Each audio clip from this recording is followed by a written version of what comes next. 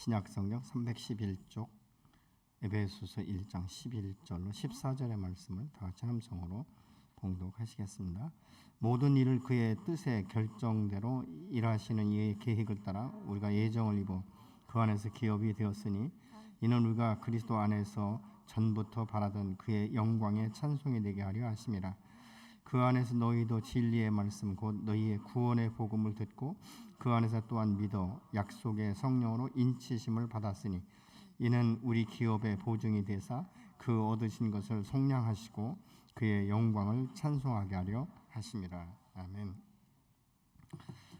우리의 삶 가운데에는 사실 충분히 감사하고 행복하고 안정적인 삶을 살 수 있는데도 불구하고 이 불행한 삶을 살면서 힘든다 이렇게 말하는 사람들이 의외로 많이 있습니다. 왜냐하면 그것은 자신이 이제 그 가진 것에 대해서 굉장히 중요하게 생각하지 않는다는 것이죠. 내가 가진 것에 대한 이 가치를 굉장히 중요하게 여기면 아주 작은 것에서도 우리가 행복을 느낄 수 있고 만족을 느낄 수 있고 감사할 수 있는데 이 가치를 그렇게 중요하게 생각하지 않기 때문에 우리가 감사하지 못하고 행복하지 못한 이런 삶을 살게 된다는 것입니다. 왜 그러냐면 우리가 하나님 앞에서 내가 하나님의 자녀라는 이거 하나만 가지고도 우리는 행복할 수 있고 만족할 수 있는데도 불구하고 자기의 가치를 이 세상의 기준에 자꾸 비교하기 때문에 그렇다는 것이죠. 그럼 세상의 가치 기준이라는 것이 무엇입니까? 돈이 많고 명예가 있고 권력이 있고 좋은 집에서 살고 좋은 차 타고 지식이 많고 자녀들이 잘 풀리고 다 이렇게 세상적인 것이라는 것입니다. 그렇기 때문에 많이 가졌어도 행복을 느끼지 못하고 많이 가졌어도 만족을 느끼지 못하고 많이 가졌어도 감사하지 못한 이 삶을 살아간다는 것입니다. 근데 여러분 우리의 삶이라는 게 어떻습니까? 내 마음 가운데 감사가 있고 행복이 있을 때 안정감이 있고 평안이 있고 기쁨이 있는 것 아니겠습니까? 그렇기 때문에 이 삶에 에너지가 생기는 거예요. 근데 사람이 만족이 없으면요 모든 것이 다 짜증나고 귀찮고 되는 일이 하나도 없다 이런 생각들로 가득 차 있기 때문에 힘든 나날들을 우리가 보내게 된다는 것이죠. 여러분 우리가 연말 연시가 되면 새해에는 참 새로운 꿈을 갖고 출발하지 않습니까? 그런데 지금 여러분은 어떻습니까? 이제 한 10여일 지났는데 여전히 지금도 새로운 그 꿈과 비전이 아주 새롭게 느껴지십니까? 아니면 벌써 한 열흘 지나다 보니까 작년이나 올해나 별반 다른 게 없다 이런 생각을 하고 계십니까? 어떻습니까? 여러분의 삶은 지금 행복하십니까? 아니면 힘드십니까? 우리 자신의 이 행복이라는 것은 상대평가가 아닌 거예요. 하나님 앞에 서 있는 나의 모습, 하나님 앞에서 내가 얼마나 가치 있는가. 여러분 이 세상 사람들이 다 나를 못났다 할지라도 하나님 나는 너로 만족한다라고 말씀하시고 감사할 수 있어야 되는 것 아니겠습니까? 이 세상은 어떻습니까? 외모, 그렇죠? 외모를 자꾸 평가하고 비교하고 이러지 않습니까? 그러나 하나님은 뭐라고 말씀하고 계시죠? 나는 나의 독생자 예수를 아낌없이 내어줄 만큼 너를 그렇게 보배롭고 존귀하게 여겼다라고 말씀하고 있지 않습니까? 내가 내 아들을 정말 십자가에 못 박은 것을 나는 지금도 후회하지 않는다라고 말씀하시는 그 하나님. 여러분 이 하나님의 그 인정 아래 내가 서 있다는 것을 내가 확신한다면 우리는 있는 모습 그대로를 받아들이면서 행복할 수 있어야 되는 줄로 믿으시기 바랍니다. 여러분 그렇기 때문에 이런 그 행복을 느끼고 만족을 느끼고 감사가 넘치는 이 부모의 자녀들은 동일한 것이죠. 왜냐하면 그 입에 나가는 것이 축복의 언어가 나가기 때문에 그렇지 않습니까?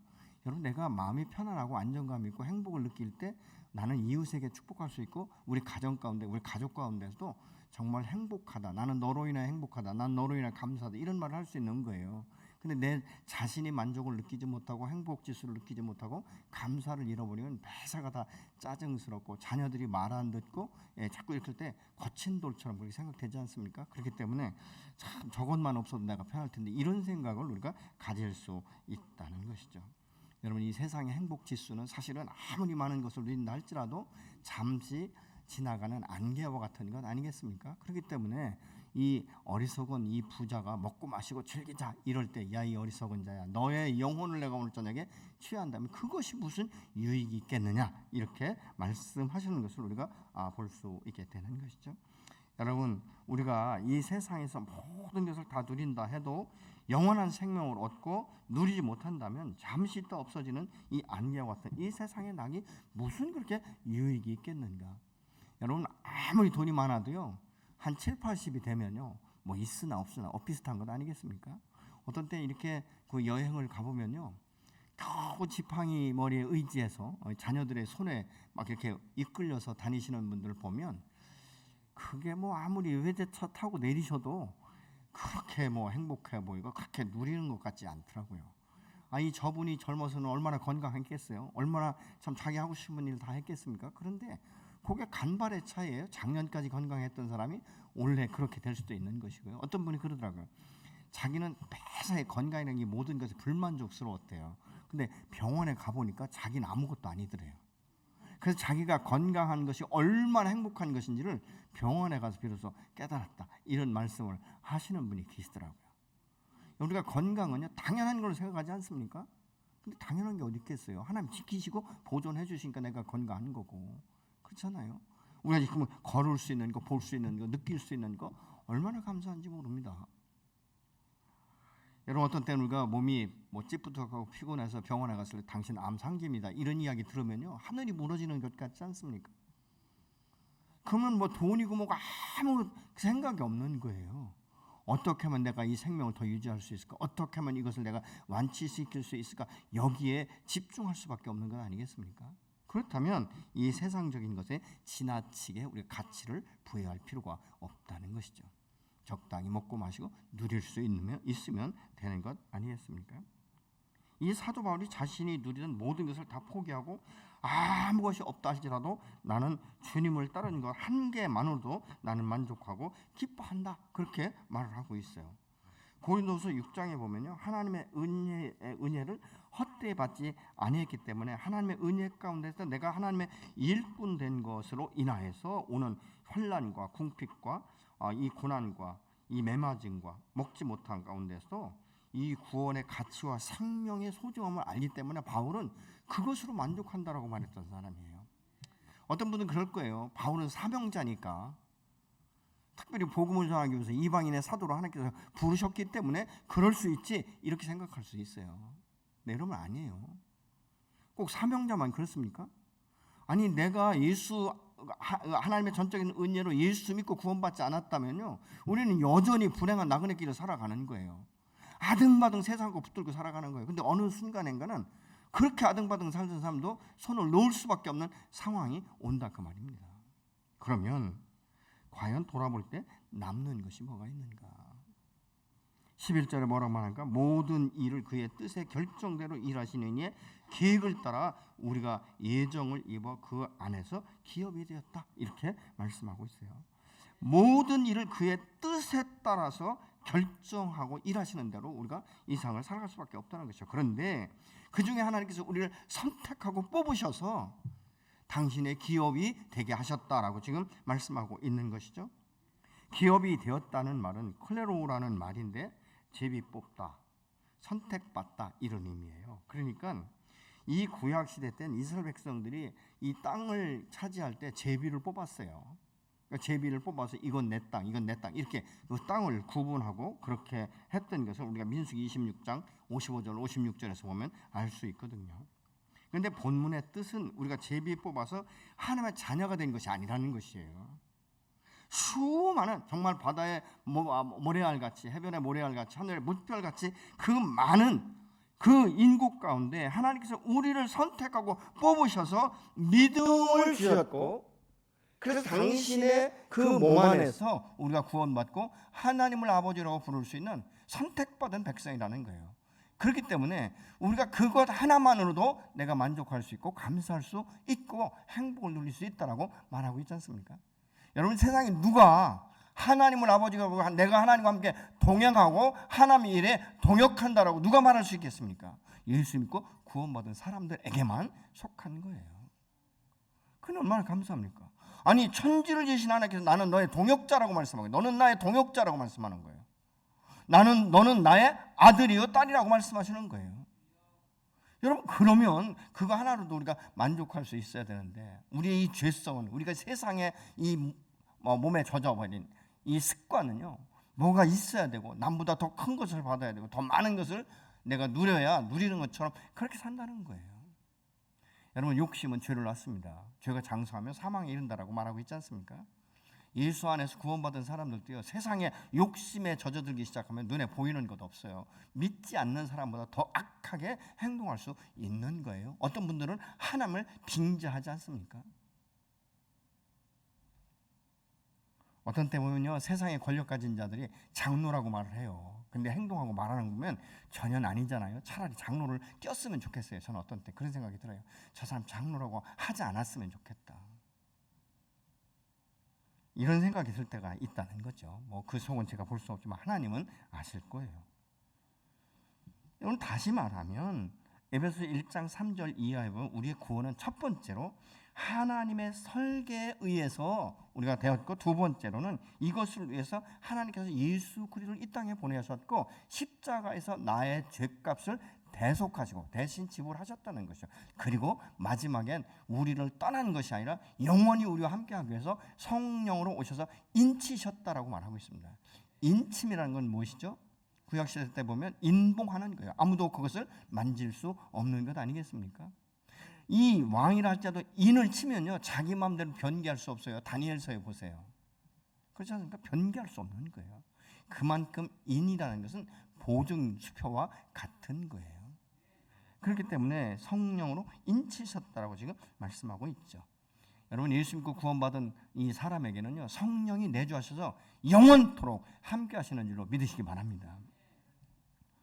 하나님의 은혜로 선택되어서 구원받은 하나님의 자녀는요, 하나님이 당신의 몫으로 우리를 정하셨다는 거예요. 그래서 우리를 새롭게 하시려고 이 땅 가운데 예수 그리스도를 보내셨고, 우리의 변화를 위해서 성령으로 인치셔서 성령이 내 안에서 역사하시고 분별력을 주시고 지혜와 지식의 영을 주셔서 깨닫게 하시고 듣는 말씀을 암송하게 하시고 묵상하게 하시고 내 몸에 스며들게 한다는 거예요. 그 말씀이 스며들면 어떻습니까? 말씀이 가득 차면 나중에는 모든 것에 대해서 말씀이 흘러나오기 시작하는 것이죠. 여러분, 예수 믿고 구원받은 사람은요, 가치의 변화를 추구해야 돼요. 내가 세상의 가치를 줬다면 이제부터는 예수 안에서는 하나님 나라에서 가치를 발견할 수 있는 이 삶의 변화를 추구해야 되는 거예요. 예수 믿으면 구원은 받습니다. 영생은 바로 받아요. 변화는요, 하루아침에 일어나지 않습니다. 어떤 땐 그런 생각 안 드십니까? 내가 예수 믿고 하나님의 말씀을 그렇게 많이 공부를 하고 묵상을 했는데 왜 이런 성품이 자꾸 나오지? 여러분, 그럴 때 갈등 안 느끼십니까? 내가 아직도 멀었는가 봐, 이러면서 그 막 어떤 때 회의를 느끼지 않나요? 또 우리가 몸에 배고 싶은데 하나님의 말씀에 순종하고 말씀을 따라서 거룩한 영으로 정말 충만하게 되기를 원하고 내가 성품 예수 그리스도를 닮아가기를 원하는데 문득 욱하는 성품이 나오기 시작하고 내 입술에 나도 모르게 저주가 나오고, 그렇지 않습니까? 이럴 때마다 내가 당연하다 이것보다는요, 아직도 내 안에 죄성이 있구나, 그러면서 우리가 주님 앞에 나가서 회개하는 것 아니겠습니까? 이 회개라는 것은요, 갑자기 막 180도로 바뀌면 얼마나 좋겠어요. 사실은 회개는 그거에 돼야 되거든요. 자동차를 몰고 가다 이 길이 아니다 그러면 유턴하는 거예요. 돌아가는 것이죠. 근데 이게 사실 우리의 삶 가운데는 잘 안 돼요. 그런데 놀라운 게 뭔지 아십니까? 하나님은 우리의 삶의 가치를 추구하고 우리의 성품이 거룩한 영으로 이제 변화되기 위해서는요, 어떤 한 가지의 어떤 변화를 위해서 때로는 여러 번씩, 때로는 수십 번씩, 수백 번씩, 아니 수천 번씩 변화될 때까지 말씀하시는 분이 하나님이신 줄 믿습니다. 왜요? 그만큼 사랑하기 때문에, 그만큼 변화돼야 되기 때문에, 그만큼 행복지수를 높여야 되기 때문에, 그만큼 너는 나의 아들과 딸로서 그 가치가 있다는 것을 인정해야 되는 거예요. 여러분, 예수 믿는 사람은 그래서 자존감이 높아지고 가치가 굉장히 내가 얼마나 가치 있는지 이것을 스스로 인정해야 돼요. 다른 사람들이요, 당신 교회 다니는 굉장히 많이 변해서 그러면 아멘 해야 돼요. 뭐 이러지 마시고요. 정말 당신 멋지다 그러면 아멘 해야지. 뭐 이러면서 왜 밥 먹고 싶어? 이런 얘기 하지 마시고. 여러분, 이게 다른 사람이 나를 존귀 여기고 정말 이렇게 평가를 해줄 때 과대평가한다 할지라도요, 아멘으로 화답하셔야 돼요. 왠지 아십니까? 그게 나를 인정하는 거야. 저 사람이 나를 그만큼 인정하는구나. 그 사람이 그냥 뭐 너무 과대 포장해서 그건 그 사람의 몫이에요. 그렇지 않습니까? 나를 나되게 하시니가 하나님이시며 나를 사랑하시고 여전히 나를 존귀하다라고 여기시는 분이 여호와 하나님이시기 때문에 때로는 내가 그것을 인정하지 못하고 존중하지 못할 때 하나님은요 다른 사람을 통해서 그것이 인정될 수 있도록 선포하게 하시는 거예요. 아멘. 네. 어떤 때는요 우리 자신을 볼 때 너무 부족한 것 같아요. 사실 그렇잖아요. 하나님 앞에 나를 비춰볼 때는 먼지와 같지 않습니까? 그런데 그 먼지와 같은 나를 하나님은 나는 내 눈에 보기에 너는 참 자랑스럽고 아름다운 내 딸이다, 내 아들이다 이렇게 말씀하시는 거예요. 근데 이것을 내가 인정하지 않으면 다른 사람을 통해서 계속 말씀하시는 거예요. 같은 성도라면 이렇게 말하겠죠. 집사님 너무 멋져요. 집사님 너무 아름다우세요. 집사님 참 성품이 고와요. 그러면 아멘 하셔야 돼요. 그리고 필요하면 밥도 사줄 수 있잖아요. 그렇게 나를 존경하고 그렇게 멋있게 여기는데 밥 한 번 살 수 있는 것이죠. 왜 그런지 아십니까? 스스로 이것을 내가 받아들일 때 내 마음 가운데 이것이 와서 닿기 시작하는 거예요. 그래서 시간이 지나면서 나를 그렇게 내가 스스로 인정하는 거예요. 여러분 사람은요 자기 자신을 스스로 존중하지 않으면 다른 사람이 존중해 주기 원하는 것은요 다른 사람이 나를 존중해 주잖아요. 그럼 비꼬는 것이냐 이렇게 얘기해요. 그렇기 때문에 스스로를 존귀 여겨야 다른 사람이 존귀 여긴다고 할 때 내 마음 가운데 기쁨이 배가 되는 거예요. 그렇구나. 내가 그만큼 존귀하구나. 여러분 그래서 예수 믿는 사람들은 자기의 가치를 존중히 여기면요 다른 사람의 가치도 존중히 여겨줄 수 있어요. 근데 내 자신의 가치를 인정하지 못하면요 다른 사람의 가치도 잘 인정하지 않으려고 합니다. 이게 왜 그러냐면 세상이라는 게 그래요. 저 사람이 나보다 나은 것 같지만 내가 다른 사람 앞에서 내가 저 사람보다 낫다는 것을 증명하기 위해서 얼마나 많이 위장을 하는지 모릅니다. 이런 것들이 오늘날 세상에서 비일비재하게 일어나는 것들을 우리가 보게 되는 것이죠. 여러분 예수를 믿는 자마다 영생을 얻게 하신 것은요 하나님을 아버지라고 부르는 성령 안에서 함께 동행하시면서 하나하나를 가르쳐주기 시작해요. 여러분 우리가 자녀를 양육할 때 뭐 한 가지 가르쳐줘야 수도 없이 얘기하잖아요. 여러분 까칠한 말 한마디를 애들한테 가르쳐주기 위해서 얼마나 많이 반복을 합니까?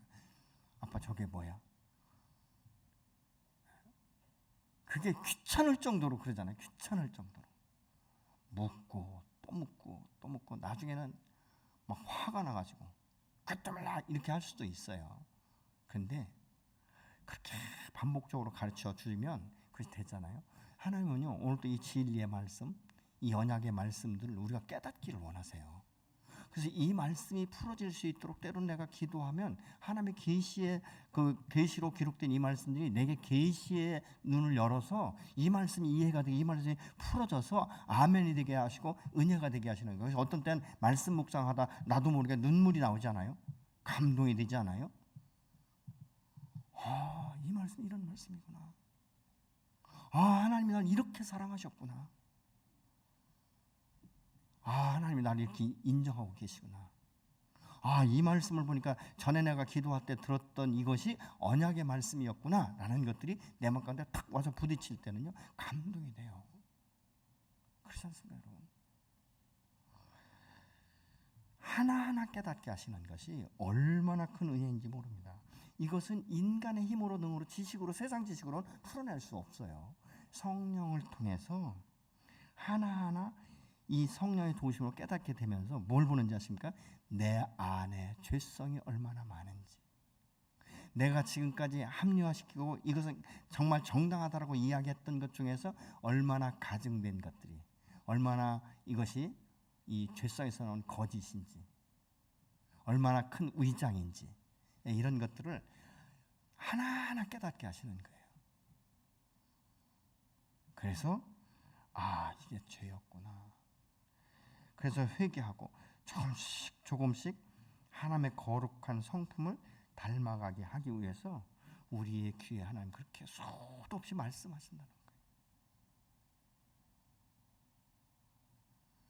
때로는요 우리 안에 어둠으로 가득 차면요 이게 죄인지 아닌지도 몰라요. 근데 성령이 빛으로 오시는 거예요. 이 빛이라는 게 얼마나 묘한지 아십니까? 환한 데서는요, 그 쪽빛 들어오는 거 아무것도 아니에요. 근데 칠흑같이 어두울 때는요, 바늘구멍 하나로 들어온 불빛이 그 칠흑같이 어두운 곳을 밝히는 이런 역사가 일어나잖아요. 그래서 성령이 내 안에서 말씀을 풀어주시면요, 그동안 어둠으로 휩싸였던 나, 이것은 죄라고 생각하지 양심의 가책도 느끼지 않았던 이런 부분들이 이제는 열려지기 시작하면서 양심의 가책을 느끼기 시작하고, 그게 죄인 것을 인정하고 다른 사람에게 가서 용서를 구하는 이런 용기도 하나님이 주시는 거예요. 그래서 묶임들이 풀어지는 역사가 일어나게 되는 줄로 믿으시기 바랍니다. 이것을 모르면 우리는 죄의 길에서 여전히 서성이는 거예요. 그럼에도 불구하고 신실하신 하나님은요, 변함없이 그 자리에 서 계신 거예요. 여러분, 동구 밖에 큰 이 아름드리 나무들은요, 뭐 5년 전이나 10년 전이나 여전히 그 자리에 서 있어요. 그래서 정겹게 하는 것들을 우리가 보죠. 하나님은, 인간은요 참 세탁배떡하는 게 얼마나 많은지 몰라요. 뭐 어떤 때는 막 굉장히 은혜 받았다고 하는데, 다른 사람한테. 근데 어느 날은 보면 그렇게 가서 또 가십하는 경우도 있잖아요. 이게 인간이에요. 근데 우리 하나님은 한 번도 요동치 아니하시고 변함이 없으세요. 하나님의 사랑이 우리 인간의 아주 간사스러운 마음처럼 변하면요, 벌써 죽었을 사람 많은데, 여러분 모르겠어요. 전 벌써 죽었을 것 같아요. 근데 그러거나 말거나 하나님은 여전히 그곳에 계시면서 내가 찾아오기를 기다리시고, 회개할 때마다 감동이 되시고 감격이 되셔서 우리에게 말씀하기 시작하죠. 너는 나의 사랑하는 아들이다, 사랑하는 딸이다. 내 마음 내가 알고 있다. 내가 얼마나 고통스러웠으면 그렇겠냐. 이런 마음으로 우리를 위로하기 시작하는 거예요. 여러분, 우리를 왕같은 제사장으로 하나님이 세우셨다는 거예요. 베드로전서 2장 9절의 말씀을 보시겠습니다. 그러나 너희는 택하신 족속이요 왕같은 제사장들이요 거룩한 나라요 그의 소유된 백성이니 이는 너희를 어두운 데서 불러내어 그의 기이한 빛에 들어가게 하신 이의 아름다운 덕을 선동하게 하래요. 아름다운 덕을 선포하게 하십니다. 하나님의 사랑이 얼마나 크고 그것이 존귀한지를 내 입술을 통해 선포하게 하기 위함이라. 그래서 우리가 복음을 증거하는 것 아니겠습니까? 복음을 전하다 보면 정말 핍박과 뭐 서름과 뭐 말로 표현할 수 없는 무시와 멸시를 당할 수도 있지요. 근데 그래도 감사해요. 그래도. 어떤 데 노방전도 하다 보면요, 탁 돌아서면 욕을 얼마나 많이 하는지 몰라요. 세상 사람들이 욕 잘해요, 아주. 근데 옛날 같으면 승질 나가지고 가서 저 패든지, 그죠? 그런데 그 영혼이 불쌍하니까 기도하게 되잖아요. 전 전도하다가 소금 뿌리는 것도 봤어요. 젊은 놈이 짤때 할 짓도 없으니까 이질을 한다고. 소금 뿌리더라고요. 재수 없다고. 자기 며느리 시켜서 가서 소금 뿌리라고 말이죠. 근데 재밌는 게 뭔지 아세요? 그 집에 제가 10번 이상을 찾아갔어요. 나중엔 그 할머니가요, 예수 영접하고 눈물을 흘리시더라고요. 예수 믿겠다고. 젊은이 고맙다고. 제가 얼마나 감동이 되는지 몰라요. 소금 뿌리고 욕을 그렇게 하시던 분이 예수 믿고 이제 자기도 그동안 뭐 절에 가고 산에 가고 그랬는데 이제는 교회 나가면서 기도하겠다고 말씀을 그렇게 하시더라고요. 얼마나 감사하고 감동이 됐는지 말이죠. 하나님은 우리를 당신의 소유 삼으시고 기업이 되게 하셨다라고 말씀하고 있어요. 그래서 12절에 보면 하나님의 영광을 찬송하게 하려 합니다 라고 말씀하고 있죠. 하나님은 당신의 형상으로 지으시고요, 그 목적이 당신의 영광을 드러내면서 찬송하게 하려 합니다 이렇게 말씀하고 있는데, 이사야 43장 21절을 보시겠습니다. 이 백성은 내가 나를 위하여 지었나니 나를 찬송하게 하려 함이라. 이사야 선지자를 통해서 하나님께서 우리 인간을 창조하신 목적이 무엇인지를 말씀하고 있는 거예요. 우리가 그리스도 안에서 영광을 입어서 하나님의 기업이 된 자들은 하나님의 창조하신 새 백성, 즉 하나님의 영광과 권능을 드러내는 한 사람 한 사람이 되어서 하나님의 영광을 찬송하게 하는 백성이 되게 하셨다라고 말씀하고 있는 거예요. 얼마나 감사합니까, 여러분? 내가 하나님을 찬양할 수 있고 하나님을 높일 수 있는 것, 얼마나 감사한지 몰라요. 이 찬양은요, 많은 사람들에게 위로가 되고 소망이 되기도 해요. 어떤 때 우리가 장례식장에 가서 이 찬송을 막 부르잖아요. 그러면 그 찬송 속에서 위로받는 분들이 너무 많고요. 어느 때인가는요, 믿지도 않는 사람이 우리가 가서 그 뭐 임종에서 다 예배를 다 발인 예배까지 다 드렸는데요. 한 번은 그런 일이 있었어요. 자기가 모든 장례를 다 마치고 집에 갔는데요.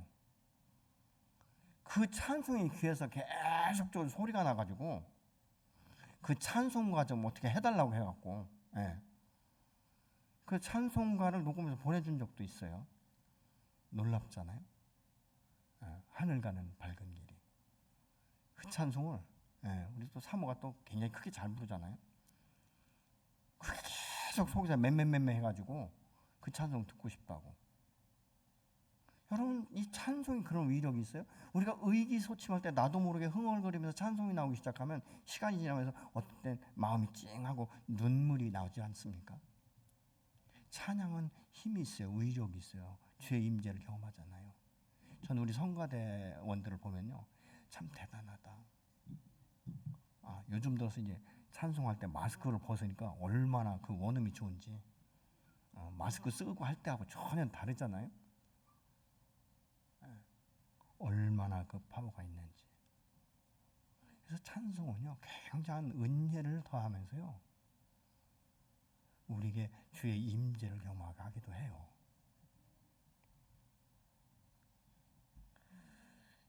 때로는 아무 말 하지 않아도 가만히 있는 그 자체가 음악이 될 수 있다는 거예요.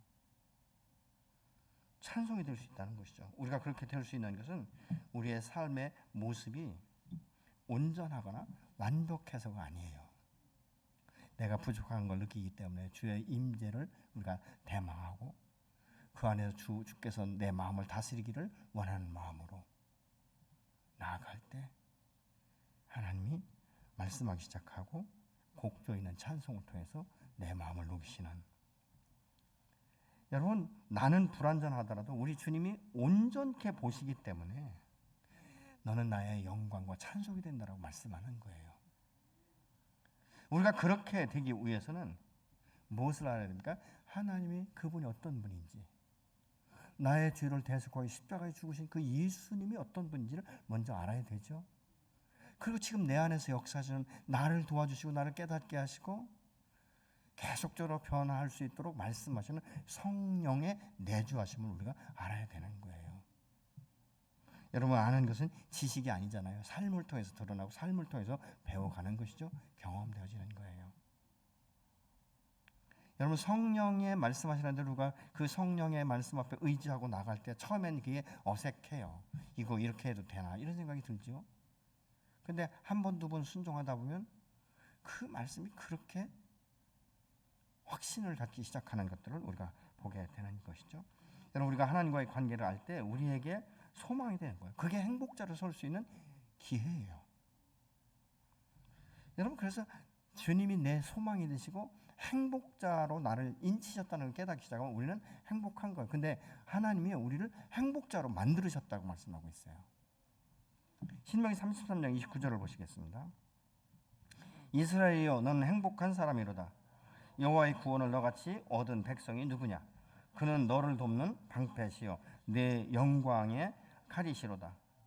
내 대적이 내게 복종하리니 내가 그들의 높은 곳을 밟으리로다. 아멘.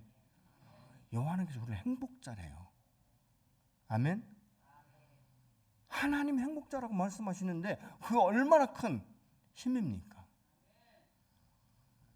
근데 우리는 자꾸 세상의 가치를 가지니까 나는 행복하지 않다라고 이야기하는 거예요. 자꾸 나도 모르게 부정하는 것이죠. 누가 여러분에게 당신은 행복하십니까? 물으면 아멘 하셔야 돼요. 앞으로는 아멘. 네. 하나님이 그렇게 만들어 가시겠다는 거예요. 하나님의 크신 권능으로 애굽에서 이제서 나와서 홍해를 마른 땅같이 건너가게 하신 이스라엘 백성들은 모세의 말대로 행복자라고 말할 수 있는 거예요. 사망의 위협에서 나를 보존하신 하나님, 홍해를 육지같이 건너게 하신 그 하나님, 그 사망의 길에서 생명으로 옮기게 하신 그 하나님, 내가 얼마나 행복합니까? 내가 뭐 특별히 잘나서 내가 뽑혔습니까? 어떻습니까? 그래서 우리는 구원은 하나님의 전적인 은혜이며 선물이라고 말하는 거예요. 선물은 뭐죠? 내가 노력하지 않았는데, 대가를 지불하지 않았는데 주어지는 것, 그게 선물이지 않습니까?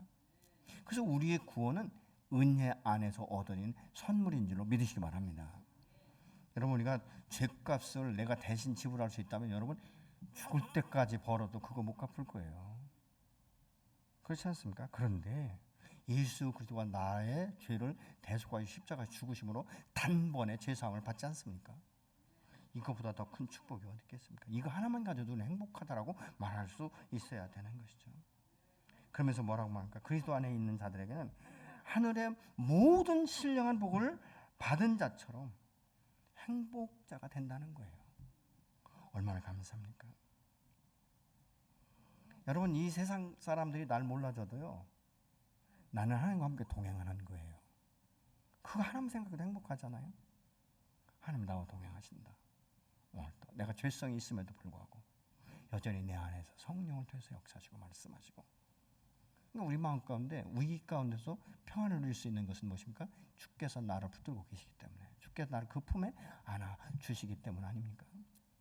저는 어려서 시골에서 살았기 때문에요, 한 번 병아리를 깨면요, 대개 보니까 한 20마리, 이게 20마리 정도 돼요. 20마리, 22마리 정도의 그 병아리가 나와요. 그러면 처음에는 이 병아리가 다 어미만 따라다녀서 어미가 찍어서 놓으면 그거 먹고 이러거든요. 근데 이 솔개나 이런 것들이 딱 공중에 뜨면요, 이 어미 닭이 꾹꾹꾹꾹 하고 날개를 쫙 펴요. 그럼 한 20여 마리가 그 날개 속에 딱 들어가면요, 어미 닭이 날개를 딱 닫아버립니다. 놀라워요. 그렇게 어미 닭이 보호를 하는 거죠. 어떻게? 생명 걸고 보호하는 것 아니겠습니까? 여러분, 하나님은 우리를 당신의 날개 그날에 그렇게 보호하고 계신 거예요.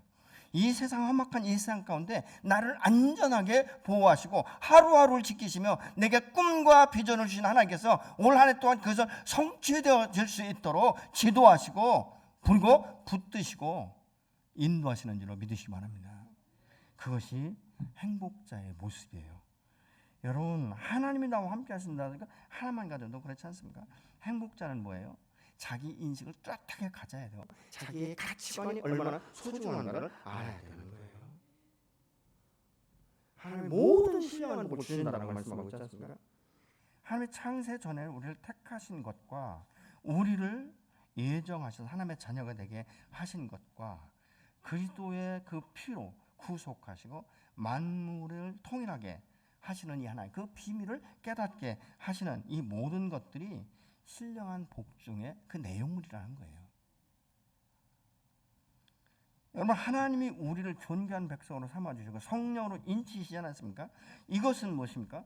우리를 완전히 구속해서 거룩하고 흠없는 존재가 되어서 당신의 나라에 임할 수 있도록 그 문을 열어주시고 보존하고 계시다는 거예요. 얼마나 감사해요. 이런 확신이 우리 안에 있을 때 우리가 세상에 살면서 어떤 환경에 처하든지 두려워하지 않는 거예요. 낭망하지 않는 거예요. 낙심하거나 좌절하지 않을 수 있는 거예요. 아멘. 13절에 그 안에서 너희도 진리의 이 말씀 곧 너희의 구원의 복음을 듣고 그 안에서 또한 믿어서 약속의 성령으로 인치심을 받았다라고 지금 말씀하고 있지 않습니까? 여러분, 구원은 인간의 선행이나 의지나 노력에 의해서 이루어진 것이 아니지 않습니까? 전적인 하나님의 은혜로 얻어진 것이에요. 그러니까 누구도 자랑할 수는 없는 거예요. 그러니까 우리는 뭐라고 말할까? 내가 참 이렇게 죄도 많고 별 볼 일 없는데 그럼에도 불구하고 하나님 나를 사랑하셔서 나를 그 핏값으로 사주시고 나를 자녀라고 말씀해 주시니까 나는 너무 감사하다, 나는 행복하다, 이렇게 저와 여러분이 말해야 될 줄로 믿습니다. 그래서 구원은 하나님의 선물이기 때문에 인간이 스스로 취하는 것이 아니라는 것을 우리가 인정하기 시작하는 것이죠. 하나님만이 주실 수 있는 거예요. 이 선물은 무엇입니까? 오직 예수 그리스도만을 통해서 주어지게 된 것 아니겠습니까? 그래서 성령의 인치심은 예수 그리스도 안에서만 이루어지게 되는 줄로 믿습니다. 인치심에 대해서 인이라는 것은 뭐니까 불가침이에요. 누구도 그 손에서 뺏을 수가 없는 거예요. 누구도 하나님의 손에서 뺏을 수 없는 거예요. 여러분, 성령의 인치심은요 무엇입니까? 하나님의 소유라는 확증이에요. 너는 나의 소유된 백성이다라고 지금 말씀하고 있지 않습니까? 그렇기 때문에 누구도 뺏을 수 없고 누구도 침범할 수 없는 거예요. 그만큼 하나님은 저와 여러분 오늘도 보호하시고 보존하시는 줄로 믿으시기 바랍니다. 그래서 로마서 8장 35절 39절에 보면 사도 바울이 이렇게 말을 해요. 내가 예수 그리스도 안에서 거듭났기 때문에 나는 환난이나 기근이나 적신이나 어떤 것도 하나님의 사랑의 손에서 나를 끊을 수 없다는 거예요. 할렐루야. 너무 감사하지 않습니까? 내가 하나님의 자녀로 인침받고 나니까 세상에서 당하는 환난이나 기근이나 적신이나 어떤 것도 하나님의 사랑에서 나를 끊을 수 없다, 뺏을 수 없다, 그 관계를 끊을 수가 없다라고 지금 말하고 있는 것이죠. 그래서 사도 바울은 행복하다, 나는 감사하다, 이렇게 말하고 있는 거예요. 근데 그것이 무엇인지 아십니까? 하나님의 기업이라는 거예요. 여러분, 예수 그리스도 안에서 하나님의 소유가 되었기 때문에 성령으로 인치신 하나님 아버지께서 오늘도 함께 하시면서 우리를 보호하시고 보존하시는 줄로 믿으시기 바랍니다.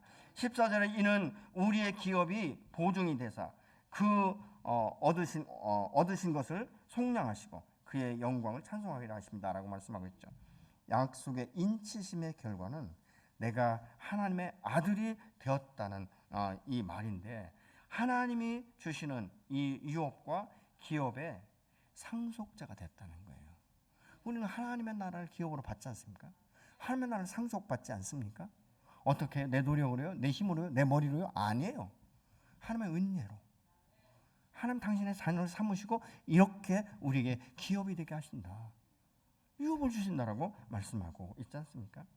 보증이라는 것은 헬라어로 아라본이라는 말인데 보증금, 서약, 담보 이런 의미예요. 그러니까 물건값의 완부를 보증하기 위해서 미리 지불한 계약금이다, 이런 뜻이죠. 여러분, 성령은 미래에 이 받을 기업을 이미 보증하셨다는 거예요. 그래서 하나님은 성령으로 우리에게 임하셔서 미래의 기업을 받을 것을 확증하고 또한 미래에 받을 기업의 일부를 우리의 삶 가운데 맛보게 하신다라고 지금 말씀하고 있습니다. 여러분, 미래에 받을 것을 경험하는 것은 무엇입니까? 하나님이 나의 아버지라는 것, 그리고 하나님께서 성령을 통해서 나와 함께 동행하신다는 것, 우리의 삶의 현장 가운데 경험하게 하는 것이죠. 그리고 누리게 하는 거예요. 그러면서 우리가 무엇입니까? 내가 하나님의 그 사랑 안에서 예수 그리스도를 믿어 구원을 받고 의에 이르렀다라고 우리가 말할 수 있는 것이죠. 성령의 인치심은 또 무엇을 의미하는지 아십니까? 동행이에요. 하나님의 나를 당신의 자녀로 인치시고 보증하셔서 내가 세상 끝날까지 영원토록 너와 함께 하신다는 보증수표와 같은 거예요. 얼마나 이것이 감사한지. 근데 이 성령의 인치심을 받은 하나님과 함께 동행하는 사람은 뭐가 달라져야 돼? 변화가 있어야 된다는 거예요. 인격의 변화, 삶의 변화, 사고방식의 변화, 가치의 변화, 방향성의 변화. 이것들이 저와 여러분 안에 있어서 우리의 삶의 목표가 돼야 된다는 것이죠. 언제? 그리스도의 장성한 물량에 충만한 데 이를 때까지 매일매일의 영적 전쟁이라는 이 전쟁터에서 내가 승리할 수 있는 것은 여호와를 바라보며 하나님 앞에 나가 기도하는 것이죠. 아말렉 전투에서 여호수가 승리할 수 있었던 것은 모세가 기도할 때 이런 역사가 일어난 것처럼, 이런 역사들이 예수 안에서 거듭난 성령으로 인침받은 하나님의 자녀들에게 오늘날도 동일하게 이루어지는 줄로 믿으시기 바랍니다. 그래서 우리는 행복자예요. 한번 이렇게 해보시면 나는 행복자입니다. 아멘. 네, 여러분 행복자예요. 그만큼 하나님이 지금 말씀하시는 거예요. 너는 참 행복자다. 왜? 내가 너를 복주고 복되게 할 것이기 때문에, 내가 너의 인생을 보증했기 때문이라고 말씀하고 있습니다. 그래서 우리가 이 시간 같이 기도하고 싶습니다. 하나님, 내가 예수 그리스도 안에서 거듭난 하나님의 자녀로서의 가치를 인정받게 하시고 나를 행복자로 세우시고 수많은 영혼 가운데 뽑아서 선택하시고 구원받게 하신 하나님의 은혜에 감사합니다. 우리 하나님 앞에 감사하면서 함께 기도하는 시간 갖도록 하겠습니다.